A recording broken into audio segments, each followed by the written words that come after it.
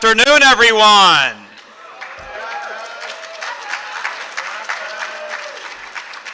Welcome, graduates, families, friends, faculty, alumni, and staff to the Harvard College Midyear Graduates Celebration.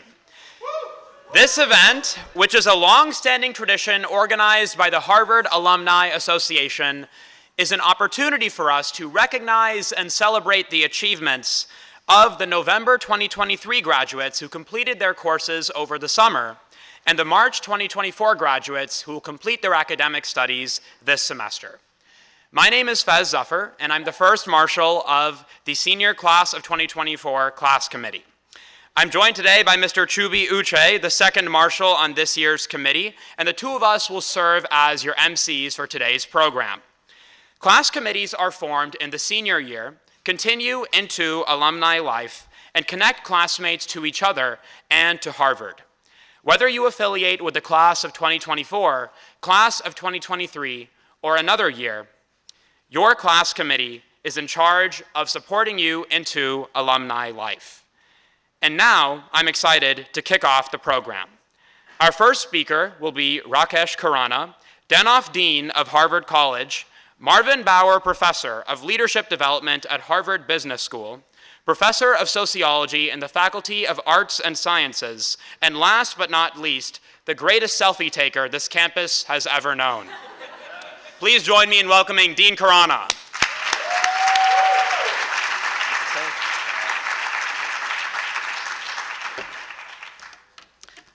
Okay, good afternoon. Aw, good afternoon. When I was first teaching at MIT, I remember when I said that to my students, they just wrote it down, so I'm so glad. So I am just so delighted to congratulate you, our newest cohort of Harvard College graduates, on the successful completion of your undergraduate degree. Woo!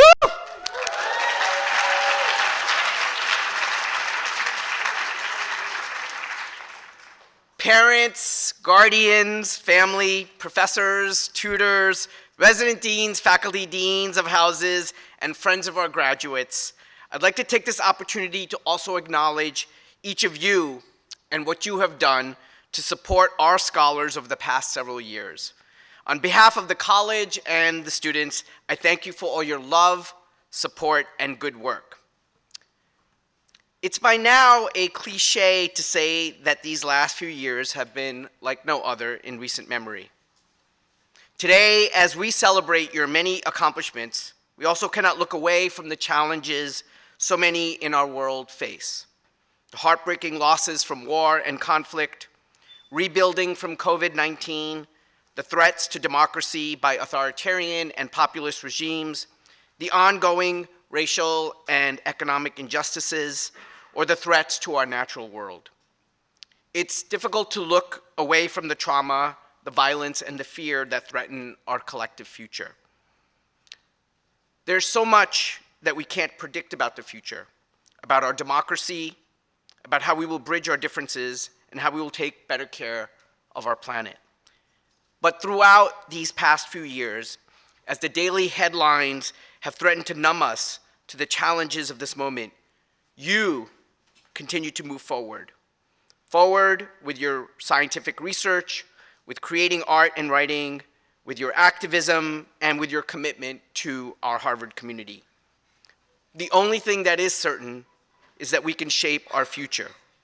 You've given all of us who are fortunate enough to have worked with you so many reasons to be optimistic about the future. December grads, I feel a very special bond with you. I too was a December grad. It was not something I had planned when I started college. And by the way, I should just let you know I didn't get into Harvard, so it's easier to become dean. But actually graduating in December turned out to be one of the best things that ever happened to me. In fact, graduating in December was one of the first real unplanned events in my life. However, as it turned out for me, and will for you, our unplanned detours can lead to some of the most magical and exhilarating experiences of our lives, despite the momentary shock and reconsideration they can cause. One of the challenges for me when I was a student was getting used to the fact that my life could not always be planned. This can be particularly hard to accept here at Harvard, a place where students often come in knowing at 18 years old what they want to do for the rest of their lives, and then developing a checklist of classes, concentrations, and extracurricular activities. But then, as you December graduates know, life intervenes, and we have to grapple with uncertainty. But it's in moments of uncertainty that we encounter serendipity. At Harvard, Housing Day is one of the first encounters with serendipity, moments where students don't really control the outcome, and when the results come in, unexpected friendships, exploration of the neighborhood surrounding the quad, a conversation you would never have had that sets you on a different path, you realize that it can change your life. We can prepare ourselves to some extent for the fact that big events like Housing Day or college graduation may have unexpected outcomes. But in our daily lives, it's difficult to stay open to the unexpected. Our postmodern spectacle, technoculture, big data, anticipating your needs, if you like this movie, you might like this other one, creepy world where we post every book, movie, meal, or experience to 1,000 so-called friends and wait for their judgment of whether the herd deems it worthy, conspires against serendipity. Rather than freeing us, it can imprison us in a digital isolation chamber. Instead of browsing for books and coming across something interesting but unplanned, we go right to a particular book on Amazon or movie on Netflix. Instead of listening to an album and discovering a not popular but amazing song that speaks to us directly, we just tell Alexa to play our favorite song over and over again. And that's been Stick Season by Noah Kahan for me lately. Instead of engaging in a participatory network of democracy and equity, we have seen algorithms disintegrating the public into niche audiences, an atomization of society into a seemingly limitless series of echo chambers. Our approach to life then becomes increasingly mechanical and self-referential. Quantification, abstraction, bureaucratization, the very characteristics of our information society are the principles of operating systems and artificial intelligence, not human systems and an intelligent way of living life. A real life, as opposed to a mechanical one, is by its very nature unpredictable. Our choices should be influenced by the forces of life, such as love, curiosity, joy, duty, and not by an algorithm designed to get us to buy things or activate our emotions in ways that encourage us to see our fellow humans as others or threatening, or make comparison and compassion seem like zero-sum games. In order to become free and independent thinkers, we must be conscious of those forces that constrain us and not be fearful of change. We have a choice between being alive or being as predictable as a light switch. Without moments of serendipity, we risk leading lives that are extremely efficient, but monstrously dull. It is those unexpected moments that make life both messy and majestic. And you, December graduates, are lucky to have gone off the path in ways that I hope will lead you to some of those unexpected moments. For me, as a super senior at Cornell, serendipity happened to me almost 33 years ago to the day. I had just accepted a job to become a bond trader at one of the most prestigious firms in the industry. However, I still had one more interview left, and I thought it would be rude to cancel. So I went to that interview, and it changed my life. The interview was for a job that was risky compared to the one I had in hand. A small technology startup with just a few people. Lots of uncertainty, no cachet, but I was really taken by the passion and the intelligence of the person interviewing me. And so, after some internal debate, I ended up listening to my heart and not the noise. And because of that interview, because of that day, I can trace the entire red thread of my life and everything good that has happened to me since to serendipity. I left that job a long time ago. But that person who interviewed me is now my wife and my partner and my one true Beyonce, true love, Stephanie. So, looking back,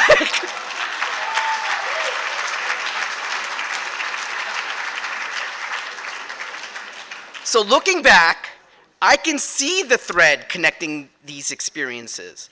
If I hadn't stepped off the expected path and become a December graduate, if I hadn't kept that interview appointment, if I hadn't been willing to change course after accepting this other job, but at the time, of course, I didn't know how it would all turn out. I was leaping into the unknown. As December graduates, you have already departed from the script you were following when you arrived here. As super seniors, and you really are super, you've had the chance to experience Harvard in uncharted ways, through discovery and unexpected decisions, and in doing so, you have learned to become comfortable with being uncomfortable. That flexibility, that strength will serve you well as you take the next steps down one path or swerve into another. I often hear from students that the path to Harvard rewards the risk averse, and so they develop the habit of avoiding anything that could lead to failure. I hope that your experiences at Harvard have helped you to stop fearing failure, or at least helped you refuse to let that fear rule your life. I hope we have helped you understand that the unplanned and the serendipitous is part of the learning process, not your enemy, but a challenging friend. I hope that we have helped you find the courage to meet the obstacles in your path. Courage, after all, is the willingness to see beauty and hope in the world even after experiencing life's challenges and ugliness. And I hope we have helped you understand that the only real failure would be not to attempt anything at all. Being open to the unplanned is not just about seeking a life that is personally fulfilling. As a national and a global society, we face unprecedented challenges and opportunities. Solving problems and making positive change are not endeavors that can be met by consulting a checklist or following a script. They will require being open to new ways of doing things, just as you had to be when you stepped off your original planned path through Harvard. I believe that your Harvard degree will open doors for you, but you will have to decide which doors to enter and which to pass by. And if by serendipity an unexpected door opens, I hope you will take a look inside. I hope that your time at the college has given you more than competence, more than connections, more than confidence. I hope that you will take with you the critical capacity and courage to challenge prejudices, stereotypes, and poorly constructed arguments of all kinds. I hope that you are leaving us with an independent mind, a spirit that dares to explore, a commitment to inclusivity, and a heart that reaches out to others. And I hope that you have a will to shape the future. I hope that as the years pass by, that you will love this imperfect but striving college as I do. It has its flaws, it has its problems, but I do believe it is the greatest place in the world because it is not simply about bringing people together who are the best in the world, but rather about bringing people together who want to be their best for the world. Good luck, and may the unknowable grace that emanates from each of you continue to guide you and protect you. Semper Veritas.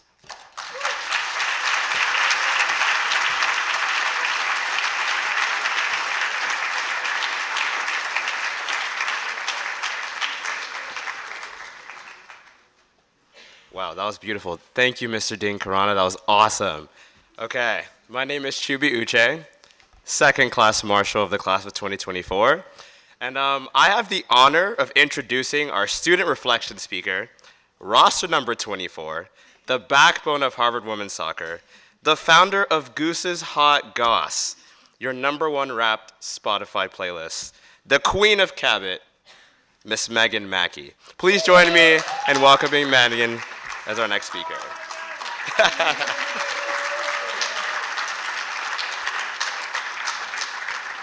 Whoa, what an introduction. Thank you, Chubi. So ladies and gentlemen, esteemed faculty, proud parents, and of course, my fellow graduates. Thank you for that really warm welcome, and congratulations to every one of you. Today marks a milestone in our lives, and it's an honor to stand before you all as a student speaker for this mid-year graduation celebration. So when I was first asked to be the student speaker, it was big news, to say the least. So still, at 22, after receiving such big news, the first thought I had was to call my parents. And so I called my parents in the UK, giving no concern about the time difference, and I explained to them that I was asked to be the student speaker. Their first reaction was not, "Oh, Megan, this is great," or "Whoa, what an achievement." It was, "So that's a lot of people." And they weren't wrong. Thanks, Mom and Dad. Of course, they were only messing around, and were thrilled for me. They are the ones who supported me in my pursuit of excellence, especially in academics, which has led me to this position. They have always been my rock and my source of inspiration. I wouldn't be where I am today without their unwavering love and support. So I was born in Crawley, a small town around 45 minutes outside of London. It's a working class town where only 20% of the population have a degree in higher education. The town's routine was simple. People get up in the morning, work their blue-collar jobs, and then head home, repeating the cycle. So imagine the notion of one of its own going to the most prestigious school in the world. It seemed nearly impossible. Like many of us here today, I committed myself to my studies and my extracurricular activities, doing whatever it took to succeed. Often, this meant foregoing the typical high school experiences, such as missing homecoming events, school parties, or casual hangouts with friends. The journey from a small town to a renowned academic institution demanded dedication and sacrifice, and I was more than willing to step up to the challenge. Receiving my acceptance letter remains etched in my memory, which I can imagine is the same for my fellow graduates. In that moment, I knew every sacrifice had been worthwhile. I couldn't wait for my journey across the pond to begin. My knowledge of Boston was rather limited, but one piece of advice echoed in my mind: pack a substantial winter jacket. But on a serious note, little did I know the person before you all today was completely different, or is completely different, from the one standing before you all. In 2019, I arrived on campus for the first time, rolling my suitcases along the cobblestones of Harvard Square. This was as I attempted to move into my first-year dorm, Hollis. Anyone else from Hollis in here? Oh. That didn't hit. It's okay. You'll want to be Hollis, it's fine. It was a crazy time. I'm sure all the parents in the room can attest to that. As an 18-year-old girl, I was excited to say the least. I was excited to pick classes, excited to make new friends, and of course, I was excited to become a real Bostonian. I don't think you forget the first time you walk into Harvard Yard. Of course, you walk in on your numerous visits as high schoolers, but there is something different about the first time you walk in officially as a Harvard student. The hustle and bustle of students as ourselves, walking to class through the crowds of tour groups, doing our best to dodge the numerous selfie sticks. And let's not forget about the hordes of crowds surrounding the statue, trying to get a snapshot of the legendary John Harvard, in particular his foot. I was in awe, not of his foot, which was impressive, but the environment I'd walked into. I knew I had come so far, and I was determined to make the most of my time at Harvard. Along the way, I discovered that our time is more than just a journey between classrooms and textbooks. It's been about navigating through a pandemic, standing up for an unconventional school mascot like a turkey, and forging connections that will last a lifetime.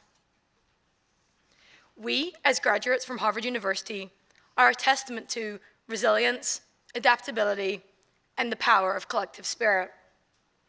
Today, let us celebrate not only the diplomas we receive, which will be important for the future, but also the countless lessons learned, friendships forged, and the personal growth that defines our Harvard experience. We have come to the end of one chapter, but we look forward to what is ahead. we are eager to embrace the unwritten pages of our future and embark on new adventures, challenges, and triumphs that await us on the journey ahead. So now, as I conclude this speech, I reflect and look back at the 18-year-old girl who first started at Harvard. I am amazed by the transformational experience, the lessons learned, the 6 a.m. soccer practices that she dreaded, and the growth experience that sculpted me into the person standing before you all today. Thank you, Harvard, for taking in a girl from across the pond and allowing her to find out who she really is. And because of that, she's more sure of herself than she ever was before. Congratulations to everyone. Best of luck to you all. I have no doubt you'll go on to do amazing things. Thank you.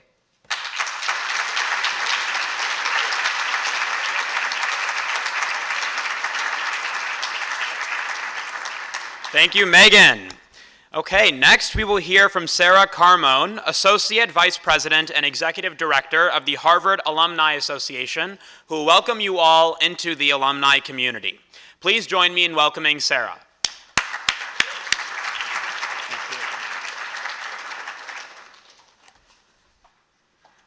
Thanks, Fez.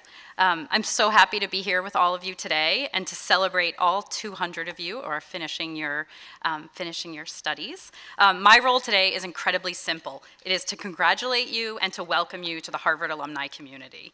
For each of you, your journey to today has looked different. You came to Cambridge from across the country and around the world, from different kinds of high schools and lived experiences. You discovered new passions and interests. Maybe you studied the sciences or engineering, or the social sciences or humanities, or all of them. Maybe, I understand that some of you are finishing early, and some of you took time off in the middle of your studies, which means that some of you started, like Megan, before we knew the word COVID, and for others, you were well acquainted with COVID by the time that you arrived. What is true for each of you is that you have contributed to Harvard and the campus community in important and meaningful ways. You have been shaped by Harvard, and equally important is that Harvard has been shaped by you. There are ways in which today might feel like it marks the end of your Harvard journey, but I'm here to tell you that your Harvard journey is really just beginning. Today, you officially join the global community of Harvard alumni, 400,000 strong from across the university and living all around the world.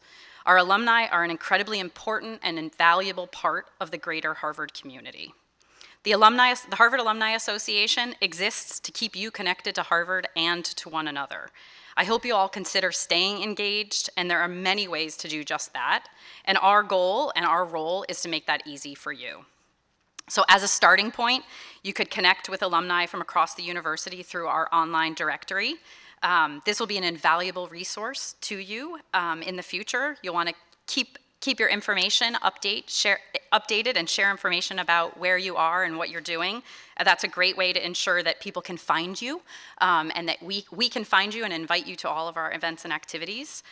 You can obviously follow us on social media. We are on LinkedIn and Facebook and Instagram. We have a fantastic YouTube channel full of all sorts of programming and content. You can obviously stay up to date on Harvard News by subscribing to the Gazette and to our HAA communications. And beyond that, there are a lot beyond those simple ways, there are a lot of ways that you can establish connection and find your community within the alumni community.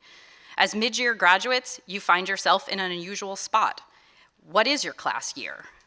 The real question is, what do you want your class year to be?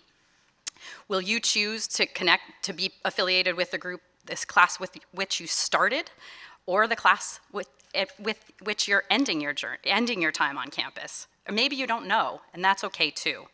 Your class year has an impact on which reunion that you're invited to attend, and reunions are incredibly special events on campus, and I really encourage you to attend and to share information about what you're doing in your class reports every 5 years. But there are also ways to stay connected and engaged that have nothing to do with your class year. There are nearly 250 geographic Harvard clubs around the world, so it's highly likely that wherever you land, there will be a club, from Malaysia to Ghana to the Rocky Mountains. In addition, we have nearly 60 shared interest groups, or SIGs as we call them, and these are groups that bring together alumni around a central unifying purpose, a common interest, a mission, an activity. And you are bound to find at least one that is dedicated to something that you're interested in. We also do a lot of events, and they take place throughout the year, and I'll just highlight a couple to keep in the back of your mind as recent grads. So some of these things take place on or near campus. For example, recent grad tailgates at the Harvard-Yale game each year. Some take place all around the world. We do an annual global networking night. So mark your calendars, May 13th, 2024, since you'll all be off on different adventures. Last year we hosted 123 events and connected 8,000 alumni with each other. Next fall, you'll have the opportunity to meet other recent grads in our Welcome to Your City events. This past October, with our Harvard clubs, we hosted 45 of those and brought together nearly more than 3,000 recent graduates. We also do a lot of virtual events. The pandemic taught us that we can really engage and connect our alumni with each other virtually. Before COVID, we didn't do that. We just did things in person, so we've really leveraged what we've learned and are carrying that forward. So this includes things like we'll host a SIG showcase where you can learn more about the shared interest groups that I mentioned and meet the leaders of those groups and learn how to engage. We do a ton of programming with Harvard faculty, so you can continue to build your knowledge base and engage without exams or papers. We also host a Real World for Recent Grad series. Those cover topics ranging from work-life balance to planning for retirement, all those things that you'll start thinking about now as you head out into the real world. Some of you will take your participation a step further and you might consider becoming a volunteer. That might mean being an admissions interviewer in your local community. That might mean taking on the role of an activities chair to connect your classmates in your city. That might mean participating in reunion or your gift committee every 5 years, or mentoring students, either through some of the programs that the HAA does or the Office of Career Services. So whatever level of engagement you choose, the HAA is here to support you and serve you. The needs of the Harvard alumni community change and grow every year, and your engagement helps ensure that we continue to meet you wherever you are and engage you in the ways in which you want to be engaged. You keep the alumni community active and thriving. The alumni community is also incredibly critical to the future of Harvard. You, your classmates, and your fellow alumni ensure that the university is forward-looking, while at the same time honoring the traditions that make Harvard such a wonderful place. I keep thinking about the old saying, when one door closes, another one opens. And you may be feeling like a door is closing on your college experience, but you are opening the door to a world of opportunity as an alum of Harvard. So let me be the first to say, welcome to the alumni community, and congratulations. Thank you.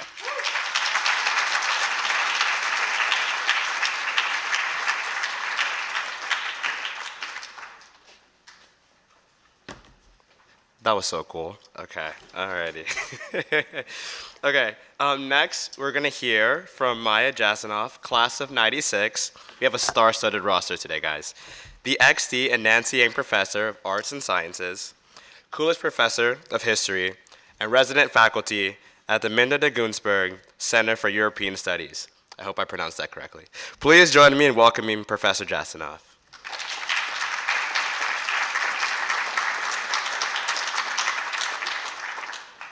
All right, families, friends, mentors, faculty, teachers of other kinds, advisors, and above all, graduates, you have made it back where you started, listening to presentations in the dark in the Science Center. But really, this is a tremendous occasion because you are now standing at the end of an era. You know what it is to mark a historical epoch. And as a professor of history, I'm here to mark these occasions by reflecting on what eras are and what they can mean for you. Now, in your first weeks at Harvard, I bet everyone was asking, where are you from? And now, in recent weeks, it's probably all about, where are you going? What's next? And some of you may have your next steps precisely charted out.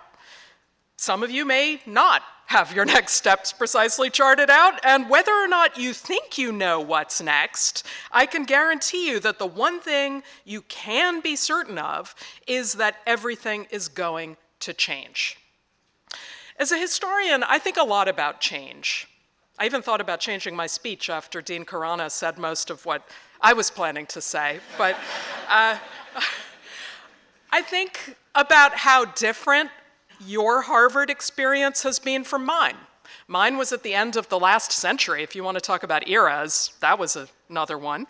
We poured, in my day, we poured over a hardcover Facebook. We made plans by calling up our friends on telephones that were plugged into the wall. There was no Annenberg. There was no, that one might be okay, I don't know. There was no Gen Ed, that also might be okay. There was no winter session. There was no housing day. What you called gems, we called guts. There was no Wi-Fi. There were no smartphones. There were no apps. There was no Google. There was no YouTube. There was no Wikipedia. There was no Twitter. There was definitely no Zoom. I guarantee you that in 2 or 3 decades, you too will be able to list off things that will make the present seem pretty archaic. Things like gasoline-powered cars, for example, or maybe the internet before generative AI really took off. Maybe you'll remember these as the days when virtually all of campus life was in Cambridge, not Alston, or when Widener Library held millions of hardcover, hard copy books. Or when you couldn't go more than a couple blocks through Harvard Square without hitting another boba shop. Now, the college years mark a phase of life that readily lends itself to being turned into a discrete historical period. This may very well be the last time that your experience will be so clearly bookended with rituals that are marking the beginning and the end, and with a set of, at least ostensibly, clearly defined steps that are supposed to take you from there to here. It's almost certainly the last time that you will belong to a cohort that is made up overwhelmingly of your age mates, that is defined chiefly by your year of birth. And just to say a thing about the Alumni Association, one thing that I have found by coming to reunions is it's really cool to suddenly be back in a room with all these people who are my age, and then we can sort of reflect on how we have moved through time in step. It's canonical in speeches like this to say something like, "The future is at your feet. Roam freely, go forth, flourish." I'm not going to lie that the world out there, whether it's at our feet or not, I don't know about the metaphor, is not the most encouraging right now. It's not the most encouraging moment in the history of the planet or in the species that inhabit it. The COVID pandemic, which we've all lived through and which you experienced during your time in college, means that you've all already had to deal with far more uncertainty than Harvard graduates of my era had to. And as off-cycle graduates, of course, you already have the experience of having stepped off the path in ways that perhaps you did not anticipate. And to reiterate a point that Dean Khurana already made, I really, really believe this actually equips you for the future in ways that will be really, really productive for you actually going forward. You've had that experience of stepping off, and don't forget what you have learned from that, because it's not going to be the first time. So I believe that thinking historically can give us some tools to help us process the history of our own lives, to help us process change, opportunity, and uncertainty in our own lives. Let me point to a few of these as you set forth into the next era of your own personal history. Let me point to a few of the tools that thinking historically, I think, gives us. So first of all, thinking historically encourages us to break vast expanses of time into manageable chunks, into units of cause and effect. And when you apply this to your own life, what it helps you see is that you can distinguish short-term decisions from long-term goals. You can build on what you've achieved or acquire new skills or, work towards something, make up for things you've lost. You don't have to do everything right now. Separating the near from the long term also has an obvious analogy when you're confronting something that just seems really big or intractable or unreachable or hard. It means that you can focus, instead of on that big, intractable, hard, distant thing, you can focus on what you can do within your own compass of action now. Focus on that and remember that every moment is full of potential, even if you don't quite yet know for what. A second lesson of thinking historically, I think, is that it encourages us to look at single events in longer and wider frames. If you flip the coin of change, you find continuity on the other side. Most things that are described as unprecedented are rarely as new as all that. Human events are no more reducible to single outcomes as they are to single causes. In an age of so much kind of cacophony, so much noise, so much sort of instant reaction and hype and hysteria and so on, history can really help us take the edge off.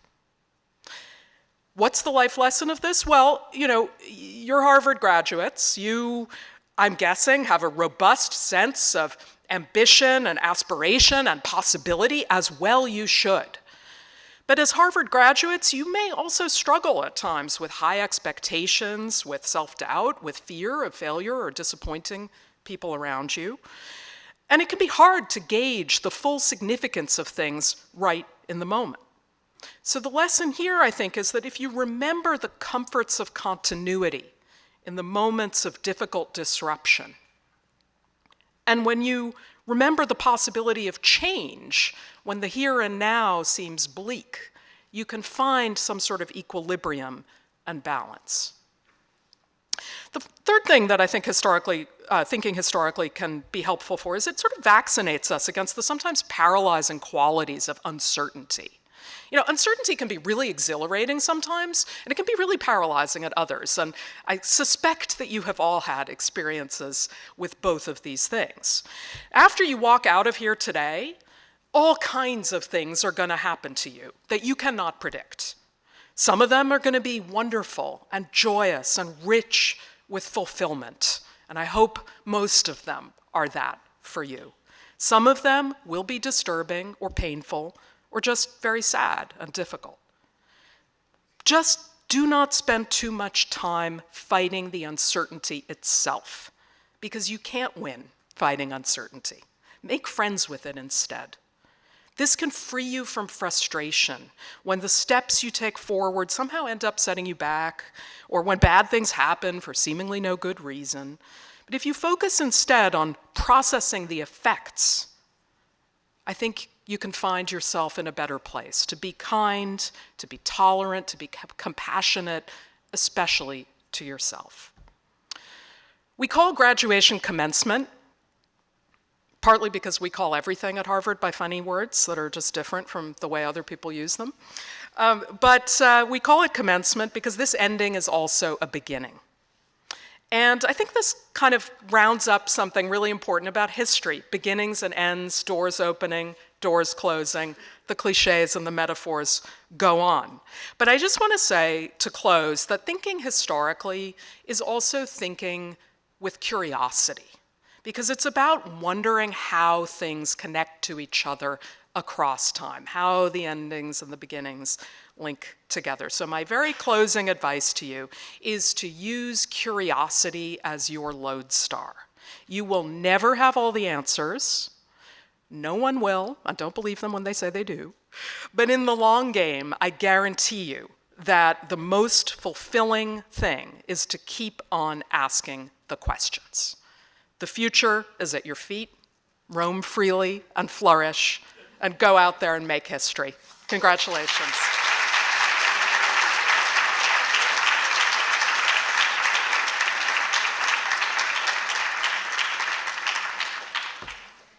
Thank you, Professor Jasanoff, for those amazing words. I'm back again. But the time you all have been waiting for.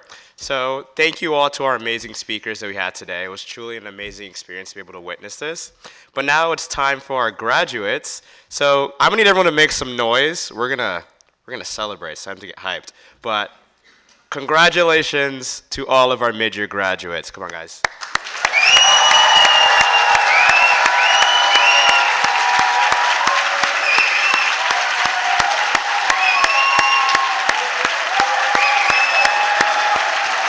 guys can stand up too. We can stand up. Get up.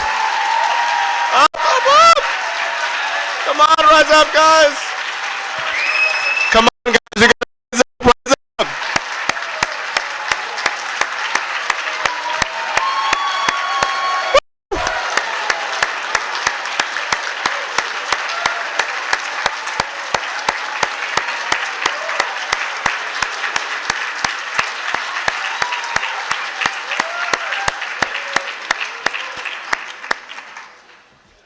I have goosebumps. That was beautiful. That was beautiful.